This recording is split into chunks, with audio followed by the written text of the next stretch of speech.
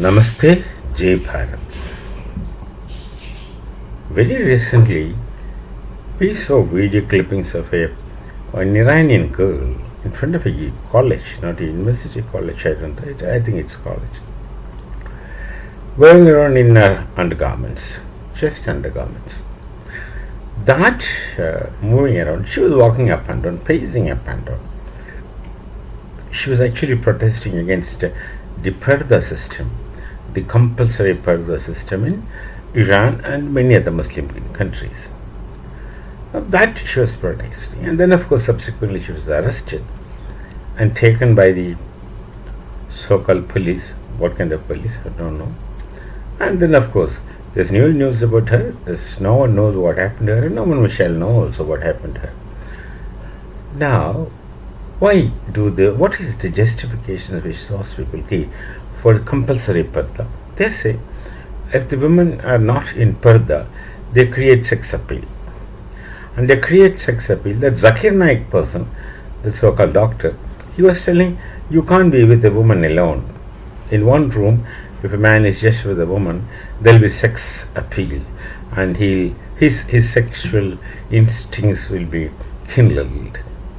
So this is even the Zakir Naik. He went to Pakistan and spoke in that manner.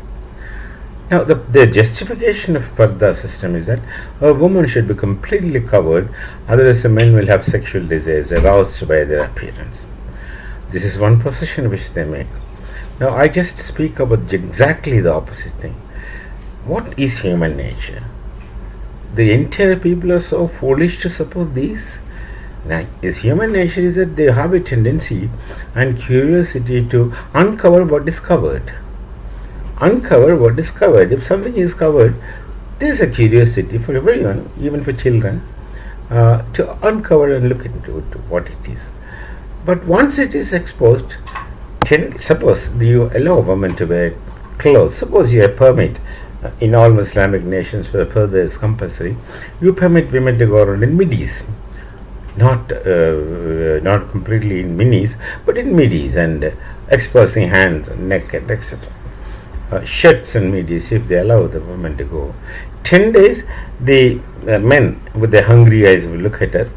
11th day, the hunger will reduce, and the 100th day, they won't bother. This is human nature. You find women going around in beaches and only who looks at the girls going around in whatever dress? We don't bother. Normal civilized person do not bother. Now you tell me, do you remember in a day how many times you spit in a day? Do you remember how many times you piddle in a day? You don't remember. It's a common thing. So it's similar. Do you remember how you had sex? An hour before or some time back. See, it's a kind of biological recommend which goes on with it, and you don't contemplate on it. But these people in this society just contemplate on sex, visualizes sex, and then envisage the sexual situations in their minds, and they remain sex hungry. And from there, all these complications develop. That's primarily because you keep the women in Purdah, covered in the umbrella cloth, black clothes, totally covered. Nothing should be outside. See, the eyes themselves shall be appealing to them. Whatever, however you cover, they think about it because it's covered. So the argument that until covered there will be sex urges with other people and that shall lead to all kinds of problems is a baseless kind of thoughts. Actually, it's a foolish kind of thought. Now, I'll speak exactly something which is diagonally opposite to it. Bharat is a land that produced Kama Sutra. Kama Sutra is a text written by Maharishi Vatsyayana. And remember, Maharishi Vatsyayana was a brahmachari. A brahmachari is actually more than a celibate in the Catholic Church. The Catholic priests are supposed to practice celibacy, which is a kind of compulsion. But brahmacharya is not just being a celibate. It's not simply abstinence from sex. It's abstinence from any sexual thoughts and desires. And that is very spontaneous.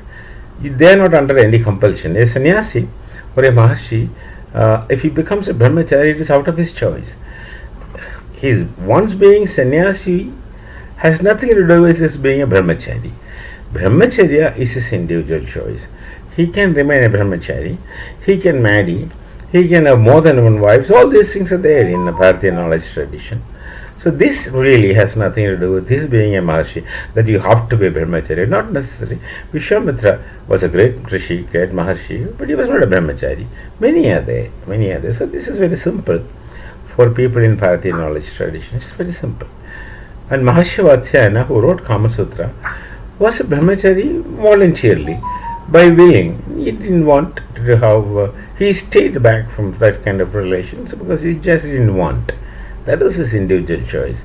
And it is that person who wrote Kama Sutra, which of course people don't understand, especially in the Euro kind of educated people who think that they know things, don't understand it, beyond their comprehension in any case. So now look at how people in Bharat treats this kind of relation. It's a kind of knowledge. For us, everything is knowledge. Even the Kama Sutra, the sexual relations itself, themselves are knowledge to us. So what they have done, if you write it in the book and keep it, it's only those who go to read it shall understand. And that is slightly cumbersome, that a young boy has to go in search of the text of Kama Sutra, reading it, and with the kind of existing norms, social norms, he may have to discreetly read it, not openly. So what the ancient Bharatiya scholars or acharyas or ancestors did, they made sculptures of this Kama Sutra. And you know where they put it? Not even in a public place. They put all the sculptures in temple walls. And temple is a place where everyone has to go. Everyone goes and everyone has to go. There you go and see these things. And it's vividly depicted through sculpturing. We know that the people of ancient Bharat were very great sculpturists. They made great sculptures. These sculptures are made and put in the temple wall. They're educative and reformative, both reformative and educative, because you understand things, and then the kind of taboo that might exist in your mind vanishes. It becomes a normal, natural, physiological and normal kind of phenomenon.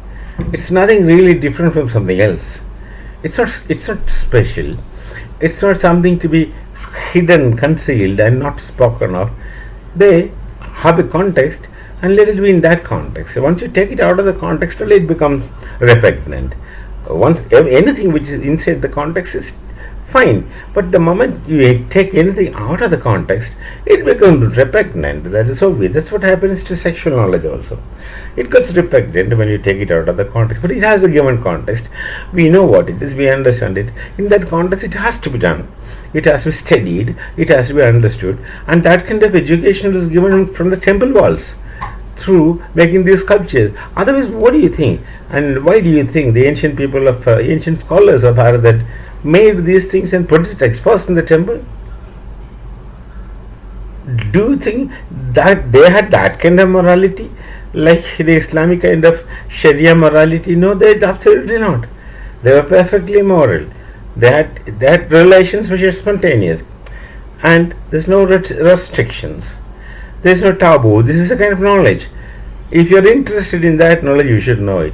If you're interested in music, you go for music. If you're interested in something else, painting and art, you will go for that.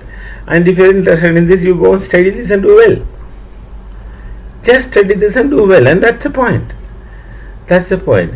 Now, the more you restrict society, social beings, with this kind of barbaric taboo concepts, this kind of absolutely illiterate and absolutely backward attitude towards knowledge, then the society will collapse.